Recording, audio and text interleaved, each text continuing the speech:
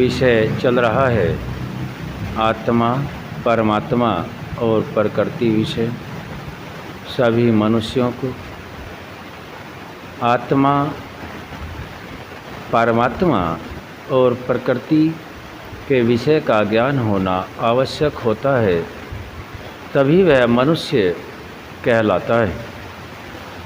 ज्ञानपूर्वक ऋषियों के मंतव्य के अनुसार परमात्मा की वाणी वेद के अनुकूल जो शब्द प्रमाण के रूप में ज्ञान हमें प्राप्त हुआ, उसमें हम परमात्मा के विषय में समझने और समझाने का प्रयास कर रहे हैं। गायत्री मंत्र का अर्थ महर्षि दयानंद सरस्वती जी ने सत्यार्थ प्रकाश में दिया। मंत्र के अर्थ के कुछ भावों को हमने जाना है, आगे फिर जानने का प्रयास करते हैं। गायत्री मंत्र है ओम भूर्भुवः स्वः तत्सवितुर्वरेण्यं भर्गो देवस्य धीमहि धियो यो नः प्रचोदयात्। जहाँ तक मंत्र के अर्थ को ऋषियों के अनुसार जाना है, जो सभी समर्थों में समर्थ, सच्चित आनंद स्वरूप, नित्य शुद्ध, नित्य बुद्ध, नित्य मुक्त स्वभाव वाला, कृपा सागर, ठीक ठीक न्याय करने हारा, जन्म मरण आदि कलेश रहित, आकार रहित, सबके घट घट का जानने हारा, सबका धर्ता, पिता, उत्पादक, अन्न आदि से विश्व का पोषण करने हारा, सकल ऐश्वर्य युक्त, जगत का निर्माता, शुद्ध स्वरूप और जो प्राप्ति की कामना करने के योग्य है, उस परमेश्वर का जो शुद्ध चेतन स्वरूप है, उसी को हम धारण करें। उसी को हम धारण करें जो पहले हमने गुण, कर्म, स्वभाव मंत्र के जाने हैं, उनके अनुसार अपना आचरण व्यवहार करें, फिर इसको धारण करें।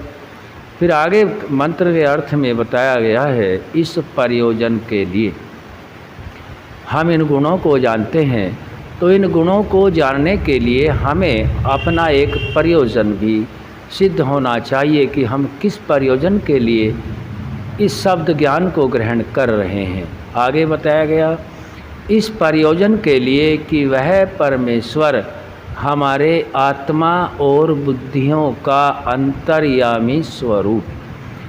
अब यहाँ आगे ऋषि समझा रहे हैं मंत्र के माध्यम से, वह परमात्मा हम सभी के आत्मा और बुद्धियों का अंतर्यामी स्वरूप।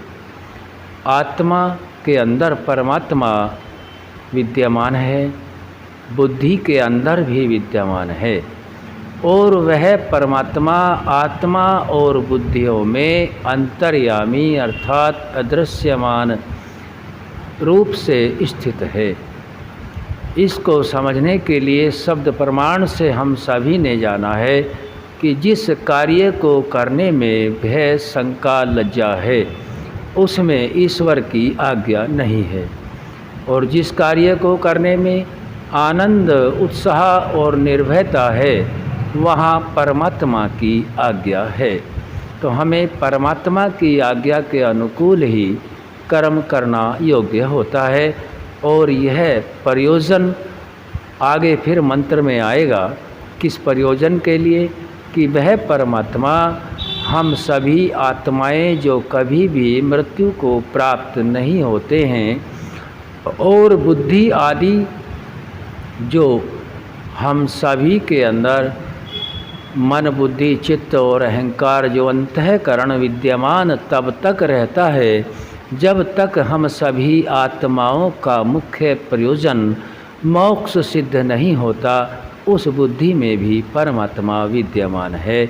हम सभी आत्माओं को अपने प्रयोजन की सिद्धि के लिए अपने बुद्धि के अंदर अंतर्यामी रूप से विराजमान उस परमात्मा के दिए हुए जो भी हम सभी को निर्देश मिलता है, आभास होता है, आभा मंडल पर भी योगी पुरुषों के दिखाई दे सकता है, दे जाता है, तो हम सभी को यह योग्य है कि उस परमात्मा का अंतर्यामी स्वरूप हमें अनुभव करना है।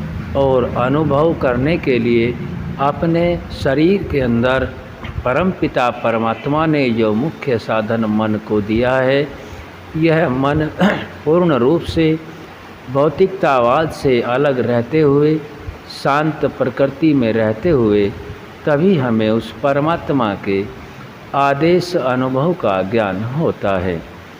तो यह हमें अपना प्रयोजन सभी मनुष्यों को जानना आवश्यक होता है। गायत्री मंत्र के अर्थ के जितने भी हमने गुण कर्म स्वभावों को जाना, ऋषियों के अनुसार दिए हुए ज्ञान को जाना है। शब्द प्रमाण ही हमारे लिए जो वेदानुकूल हो, ऋषियों के मत के अनुकूल हो, परम प्रमाण होता है। मनुष्य जन्म से मृत्यु पर्यंत ज्ञान को प्राप्त ही करता रहता है, स्वयं का कोई ज्ञान मनुष्य का नहीं होता। यह शब्द प्रमाण आदि अनेक प्रमाणों से ज्ञान प्राप्त करके अपने मुख्य प्रयोजन को सिद्ध करता है। आज यहीं तक, आगे फिर रखेंगे। ओम सम।